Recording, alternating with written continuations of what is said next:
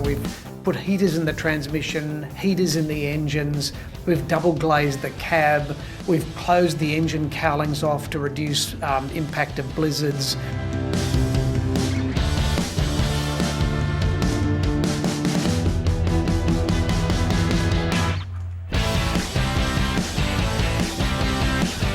Even from a distance, it will tell you Australia is here. And then when you get close, you'll see these snapshots of pieces of Australia represented on the highest and coldest parts of the Antarctic.